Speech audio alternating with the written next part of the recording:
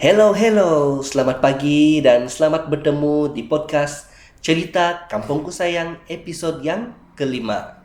Dan pada episod kali itu kita akan bercerita mengenai sejarah, adat resam dan keunikan masyarakat Melanau. Kita rasa sangat bertuah kerana berkesempatan menemu ramah pengurus Mini Museum Mukah 80 iaitu Encik Tommy Blake. Baiklah, sebelum kita pergi jauh, apa kata kita memberi ruang kepada beliau untuk memperkenalkan diri terlebih dahulu. Silakan Encik Tommy Blake. Nama saya Tommy Blake Magelang dan pendidikan saya cuma setakat SPM saja. Dan pada permulaannya saya berkecimpung dalam kebudayaan ni sejak tahun 1988, iaitu tahun warisan budaya Sarawak sempena 25 tahun Sarawak merdeka dalam Malaysia. Ketika itu bertemakan tahun warisan budaya Sarawak. Dan sebenarnya saya sebelum tahun 1988 kita telah berkecimpung dalam bidang kebudayaan, iaitu khususnya untuk bidang tarian, muzik. Saya lebih kepada etnik Melanau. Dan ketika itu pertama kali kita bernaung di bawah Kementerian Belia dan Sukan Mukah ketika itu, bila Belia dan Sukan telah tidak ada di Mukah lagi sebab telah diambil ke Sibu. Maka 1988 kita bernaung di bawah Dewan Suara Mukah, yang mana ketika itu di Sarawak ni, ketika itu 1988 seluruh bahagian Sarawak telah terbenarnya Dewan Suara. Maka adat dan budaya suku kaum etnik dekat Sarawak ni menyelah ketika itu. Maka bertitik tolak dari situlah permulaan saya. Saya tertarik dengan penglibatan Encik Tommy Blake dalam bidang tarian dan juga muzik. Mungkin Encik Tommy Blake boleh ceritakan sedikit pengalaman dalam bidang tarian dan muzik? Okey, dalam bidang tarian dan muzik ni, bila kita tengok kita dulu kita tengok biasanya masyarakat Melanau ni atas nama Melanau saja, tetapi kebudayaan dia tidak menyelah ketika itu. Bila dah tahun 1988 barulah menyelahnya kebudayaan Melanau, muzik dan sebagainya. Dan kita lebih dikenali bila mana memang famous ketika itu 1998, yang mana kita banyak diundang khas untuk mengadakan show-show di Kampung Budaya Sarawak, termasuklah Sukma Sarawak ketika itu, Sukma kedua. Dan yang paling istimewa, paling berkesan, kenangan yang paling indah bagi saya adalah kita satu-satunya etnik Melanau yang telah dijemput untuk Rainforest World Music Festival. Dan seterusnya kita telah mengadakan juga untuk wakil Sarawak, iaitu ketika mana hari perpaduan, ketika itu kita ada show di PWTC di KL dan banyak lagi lah sebab itulah memang kalau nak diceritakan memang banyak kenangan dan bertitik tolak daripada situlah, seperti mana yang saya patut katakan, dari tahun ke tahun, bila bulan berganti tahun, kita terus aktif dalam bidang tersebut.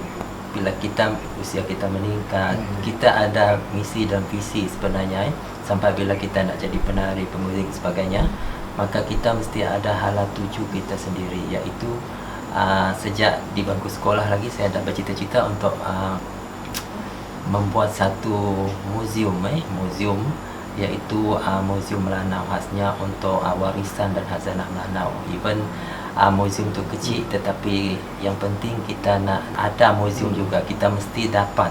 Itu target saya. Satu cita-cita yang sangat hebat kita orang kan. Ada pengalaman-pengalaman yang sudah diperoleh dari bidang tarian, bidang muzik, sangat memberi inspirasi kepada anak-anak muda kita lah.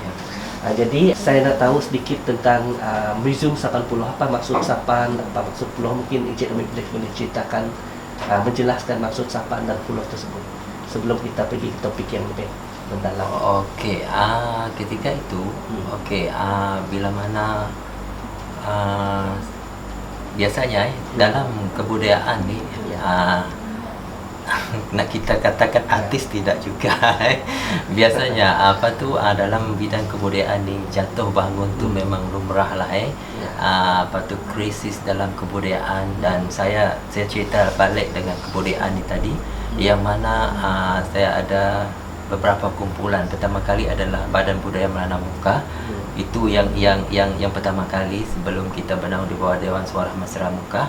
Sebab Dewan Suara Mesra Muka cuma dekat muka saja yang nama dia Dewan Suara Mesra. So ketika itu tahun 19 berapa saya pun dah tak ingat gerak mesra yang dilancarkan oleh Perdana Menteri ketika itu, iaitu Tun Mahathir bila mana Dewan Suara Mesra Muka telah ditukar nama dia dengan Mesra sebab gerak mesra. Dan selepas itu nama kumpulan kita telah ditukar dengan Badan Budaya Melanau Naungan Dewan Suara Mesra. Lepas tu ada pertelagahan sesama kumpulan dalam tu. Itu ada resam kita. Ada resam asam garam kehidupan. Saya percaya dekat luar sana kalau kita ikhlas, jujur dan sebagainya akan ada rezeki sebab rezeki kita masing-masing tak sama. Tuhan anugerahkan kita sesuatu yang istimewa. Okey, makanya tadi saya dah diambil oleh satu persatuan Melanau dekat Kampung Telian ni, iaitu Badan Kebajikan Telian Ulu. Dekat situ juga ada sesuatu yang tak kena. Lepas tu di etnik tu tidak juga berapa aktif. Maka warismu dekat muka ni, bila tahun 2012 bapa saya sakit, barang-barang ni dekat rumah atas tu saya rasa macam mana ni, sebab saya tengah masa tu saya dah buat rumah ni, bangunan ni, rumah ni. Okey, slow. Lepas tu bapa saya nazak, okey, macam mana ni, maklumlah kita dekat kampung ni kan, bila suatu hal tu memang ramai orang, maka macam mana kita nak simpan barang ni. Walaupun saya ada tempat khas tadi, kita takut hilang sesuatu tu kan. Makanya tadi 14 hari bulan 7, maka siaplah rumah ni tadi, muzium ni. Maka syukurlah bapa saya masih macam tu saja. Dia meninggal bulan 11 2012. Lepas tu kita dah masuk ni, kita beroperasi terus. Bila siap saya dah operasi terus. Saya tak sabar nak buat operasi muzium ni. Dipendekkan cerita, saya teringat macam mana saya nak buat nama muzium ni sebenarnya. Apakah waktu saya berpandu kepada kawan saya, dia cakap Seri Telian apa. So bagi saya seri-seri tu dah semua ada kan. Macam Kuih Seri Muka, macam Seri Ayu dan sebagainya, nama tu saya tak berkenan sangat. Tiba-tiba waktu malam, nak dikatakan mimpi tidak juga, nak dikatakan apa-apa tu tidak juga. Tiba-tiba saya teringat tentang sejarah. Sebab jiwa kita ni lebih kepada sejarah, jiwa kita ni lebih kepada warisan. Bila mana malam tu kita teringat, Kampung Telian Tengah ni suatu ketika dulu dikenali sebagai kampung pulau. Makanya tadi pulau tu bermakna pulau. Pulau tu adalah di seberang ni, di seberang muzium ni, yang mana pulau tersebut terbagi kepada dua, iaitu dekat belakang tu ada Sungai Teloh, dikenali sebagai Sungai Teloh, dan depan ni adalah Sungai Telian. Maka dua sungai belakang tu dia bersimpang tiga, seolah-olah sungai kecil dekat belakang tu, Sungai Teloh, dia mengalir ke hutan. Lepas tu depan dia bersimpang tiga, muara dia bersemuka dengan Sungai Telian. Maka dia seakan-akan membentuk dua buah pulau. Dan yang mana dia bersemuka dengan Sungai Telian, maksud saya tadi, yang mana pulau pertama iaitu dekat sebelah sini, letaknya Rumah Tinggi Suku Kaum Melanau yang telah hangus terbakar sekitar 1800. Dan pulau kedua di seberang tu iaitu lokasi rumah nenek saya, rumah moyang saya. Sekarang ni rumah tersebut telah diberi kepada aunty saya, dan terusnya aunty saya meninggal, diberi kepada cousin saya. Dan di situ terletaknya tiang Jerunai yang dikenali sebagai Jerunai Kampung Pulau ataupun Sungai Teloh. Dari situlah tiba-tiba idea saya datang. Okey, mengapa saya tak buat nama ni Kampung Pulau? Bila pulau tu dah saya set dalam minda saya, dalam fikiran saya, dalam idea saya. So nak saya cakap muzium Melanau Pulau tu, dia macam tergantung, belum sempurna lagi. saya cari satu lagi, mesti ada nama khas lagi. Tiba-tiba saya teringat suatu ketika dulu kita lebih maklum orang Melanau ni berpisah tidak dengan rumbia makanya tadi tempat untuk memproses batang rumbia menjadi ampasnya. So nama rumah tersebut dikenali sebagai Sapan. Daripada situlah saya mendapat idea supaya dua nama ni tadi, iaitu Pulau dengan Sapan ni akan digabungkan. Maka saya gabungkan Sapan dulu, iaitu rumah untuk memproses batang rumbia menjadi tepung sagu. Lepas tu barulah saya sambungkan mini museum sebab kecil sebab mini museum Melanau Sapan Pulau. Berarti tadi Sapan tu adalah rumah untuk memproses batang rumbia menjadi tepung sagu, dan seterusnya Pulau tu adalah pulau, iaitu Kampung Telian. Dekat sini dulu dikenali sebagai Kampung Pulau. Maka di situlah idea saya. Itulah sampai sekarang orang akan panggil saya bukan nama saya ni Tommy. Mereka bila mereka jumpa saya, Sapan Pulau. Saya kena tukar IC. Lepas tu memanglah ada juga orang tua yang bukan saya nak apa, mereka kagum juga dengan idea saya tadi dengan istilah kepada Sapan Pulau tadi. Ya, begitulah perjalanan sejarah penubuhan Museum Mini Sapan Pulau dengan cabaran-cabaran yang dihadapi semasa kita bawa pola museum tu lah.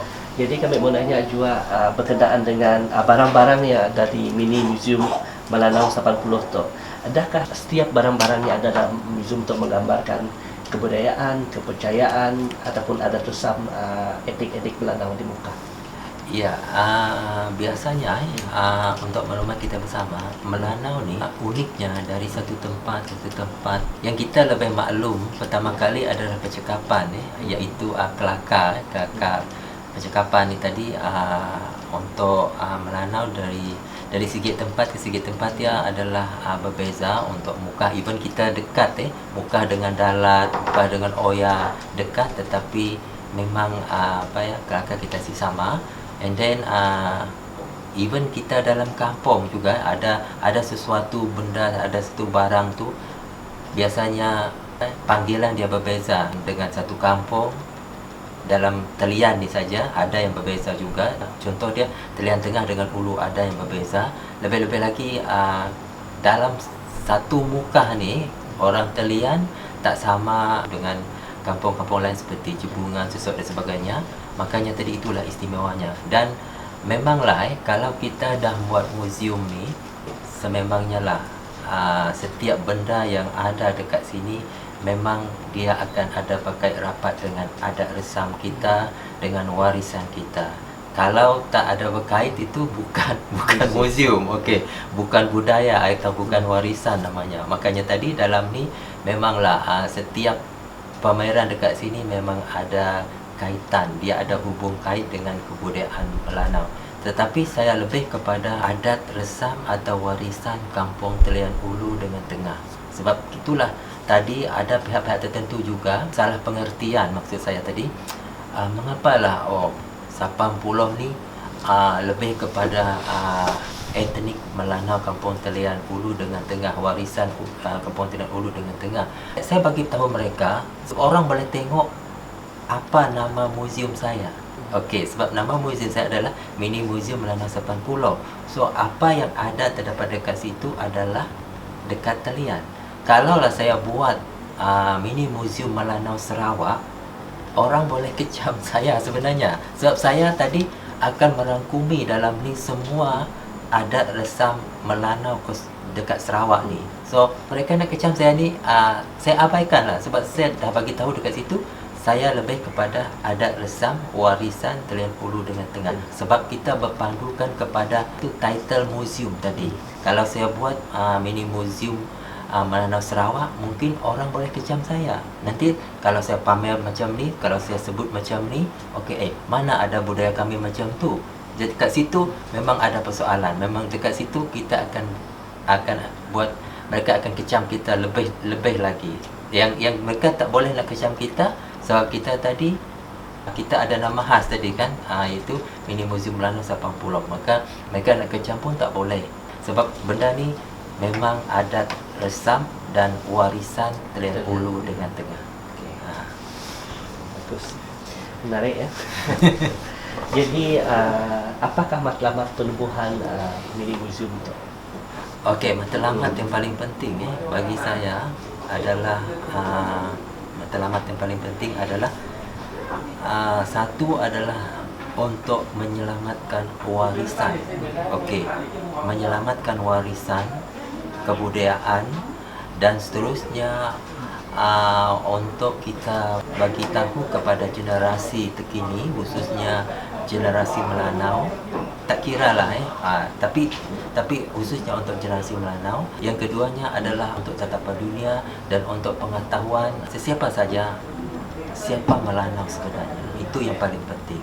Sebab tidak kiralah yang setiap etnik dekat Sarawak ni memang kita nak mempamerkan setiap leluhur moyang setiap etnik dekat Sarawak ni. Kesimpulannya adalah untuk generasi baru, untuk generasi Melanau dan generasi lain, dan yang lebih penting adalah untuk tatapan dunia. Namun tadi cerita kita lebih berfokus pada museum ini tu nak. Jadi kami menanya pandangan kita lah secara pribadi, apakah keunikan ataupun keistimewaan etnik Melanau berbanding dengan etnik-etnik lain di Sarawak? Okey, etnik Melanau kalau kita tengok sampai sekarang kita masih guna pakai, khususnya di Teliani kita tegaskan memang kita masih guna pakai, iaitu daripada segi ranking atau darjat sebenarnya yang mana darjat ni memainkan peranan yang paling penting untuk orang Melanau. Maka itulah keistimewaannya kalau saya tengok daripada, bukan kita nak membandingkan, bukan kita nak menjatuhkan setiap suku kaum yang istimewanya untuk orang Melanau ni tadi adalah dari sudut itu tadi, iaitu darjat memainkan peranan yang penting, iaitu daripada golongan derajat yang tertinggi, ranking dia adalah 9 pikul, yang keduanya adalah 7 pikul, yang ketiganya adalah 7 pikul bertirik. Dan yang kita tidak guna pakai lagi adalah golongan Hambak Bedi yang dikenali sebagai ulun ataupun dipen, yang mana golongan tersebut telah dimansuhkan, tidak dibenarkan bila mana kita berada di bawah Terukan Brunei sekitar tahun 1840 dan seterusnya bila kita berada di bawah jajahan Raja Brunei. Hingga sekarang golongan Hambak Bedi telah tidak digunakan pakai, cuma ada 3 golongan tadi yang kita guna pakai sampai sekarang, iaitu 9 pikul, 7 pikul dan 7 pikul bertirik. Itulah keunikannya suku kaum Melayu. Itu adalah kelas-kelas dia, kasta dia. Keunikan berbanding dengan etnik-etnik lain lah. Ya. Jadi adakah kelas-kelas tersebut hanya digunakan pakai di kampung Telian tu ataupun merangkumi semua etnik Melanau? Kalau ikutkan dekat Mukah ni kita masih mengekalkan. Kalau dekat tempat lain tu ada yang pakai, yang saya tahulah ada yang pakai, ada yang tidak. Dan kalau kita dekat sini, walaupun kita atas dasar agama, kalau kita yang Kristian ni, adat budaya kematian kita masih guna pakai, adat perkahwinan kita masih guna pakai. Kalau yang dah konvert Muslim tu cuma separuh saja mereka pakai. Yang adat kematian memang mereka tak pakai, tetapi adat perkahwinan tu mereka akan pakai, cuma ada sebahagian saja, mereka tak pakai sepenuhnya. Tetapi kalau kita ni dekat Telian ni, kita beragama Kristian, kita agama tetap agama, adat resam tetap kita sanjungkan, kita praktikkan sampai sekarang. Dipercayai juga masyarakat Melanau ada mengamalkan adat pedudui ataupun adat upacara tidur pengantin. Mungkin Encik Taufiq boleh jelaskan tentang adat pedudui. Okey, adat pedudui ni, kalau kita nak ceritakan memang panjang kita ringkaskan Okey, adat pedudui ni biasanya kita masih amalkan, dan walaupun kita masih amalkan, itu bergantung kepada keluarga. Dalam adat pedudui ni, barang yang digunakan pakai untuk adat tu ada yang susah untuk kita cari, dan sebenarnya kita boleh pinjam adat pedudui ni masih kita guna pakai bergantung kepada keluarga. Kalaulah keluarga tersebut ingin mengekalkan adat tersebut, mereka akan praktikkan. Dan kalaulah mereka nak pakai juga, tetapi sekarang ni kita dah bertukar dalam nilai ringgit.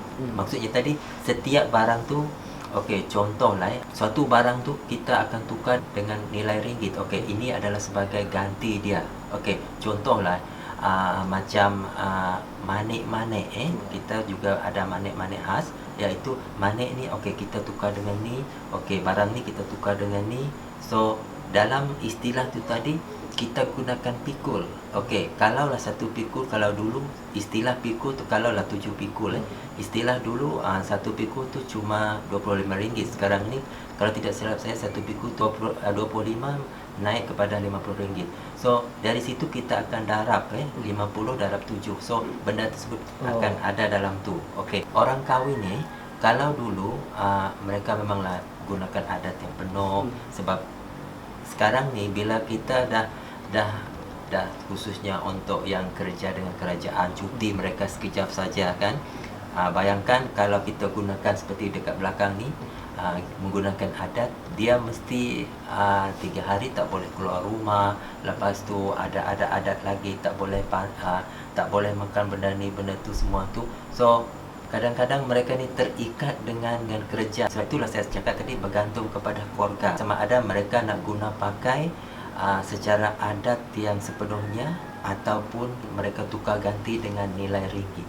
Itu bergantung kepada keluarga. Yang 9 tu adalah darjah tertinggi, iaitu kita boleh ibaratkan sebagai bangsawan Okey, dan seterusnya 7 pikul tu itu adalah kelas yang kedua. Kelas ketiganya adalah 7 pikul bertirik. Dan yang keempat tu memang tak guna dipakai lagi, iaitu hamba abadi.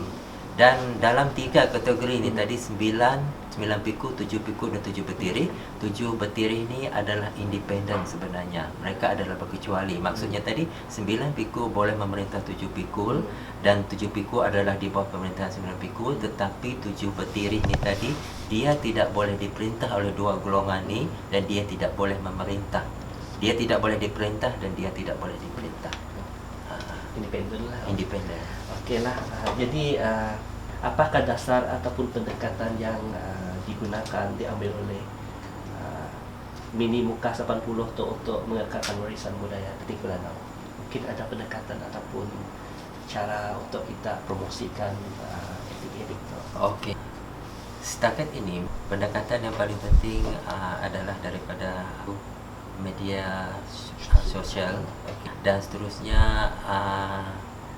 Memang saya bersyukurlah bila muzium saya dah dikenali pihak-pihak tertentu seperti RTM, TVS dan termasuklah you orang ni dan pihak-pihak berkepentingan yang lain.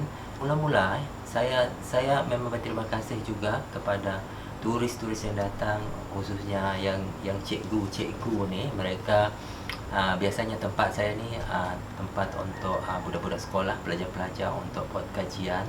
Maka cikgu-cikgu yang datang tu tadi lah yang menolong saya. Mereka buat blog sendiri untuk saya, mereka promote untuk saya semua benda tu. So saya berterima kasih untuk mereka. Memang mereka tolong saya. Okey, makanya tadi pihak-pihak tertentu maksud saya tadi seperti RTM, TVS dan sebagainya, bila kita dah disiarkan dalam TV, orang akan tengok Mini Museum Melanau 80. Ini mana tempat ni, itu mana. So dari pihak-pihak tadi ramai yang dah nak syuting, ramai yang datang. Dan dari segi pelancongan juga yang datang, biasanya kadang-kadang muzium ni kita tak boleh bergambar, kita tak boleh nak apa-apa. Tapi saya galakkan, bila mereka ambil gambar, bila mereka apa tu semua, mereka akan promosikan dalam Facebook dan sebagainya, Instagram dan sebagainya, TikTok apa semua tu. Benda tersebut orang akan tengok, ni muzium Melanau apa semua ni. Maka di situlah dan istimewanya juga muzium ni, saya lebih suka bercerita daripada info-info yang ada. Bila orang datang, saya akan bercerita tentang kebudayaan Melanau, tentang apa yang terdapat dekat sini. Dan yang last, saya akan ada sesi persoalan. Dari situ juga cara promosi tadi saya lupa untuk muzium ni tadi. Lebih-lebih lagi mereka dah angkat saya tadi, dah bagi satu tugasan yang amat istimewa bagi saya sebagai untuk konsultan bahagian kebudayaan Melanau. Maka dari situlah saya rasa, bukan saya nak cakap riak, dari situ sebagaimana saya dah cakap tadi, walaupun kita jatuh bangun, itu adalah resam kehidupan kita, tetapi akan ada rezeki masih menunggu kita. Taklah rezeki dari segi wang ringgit, at leastnya yang paling penting bagi saya, rezeki itu adalah nama Melanau, nama museum ni, itu yang paling penting. Ya. Jadi untuk pendengar-pendengar di luar sana yang ingin mengetahui lebih lanjut tentang adat resam etnik Melanau, melihat budaya etnik Melanau, mereka digalakkan untuk datang ke Museum Mini 80 tu lah. Jadi pihak Farada Media ingin mengucapkan terima kasih kepada Encik David Blake kerana sudi meluangkan waktu, sudi meluangkan masa untuk sesi podcast kali itu. Terima kasih banyak-banyak untuk Encik David Blake. Ya, sama-sama, dan terima kasih juga untuk pihak anda semua yang sudi datang dekat sini. Okey, semoga ada rezeki kita bertemu lagi lepas tu. Ya. Okey.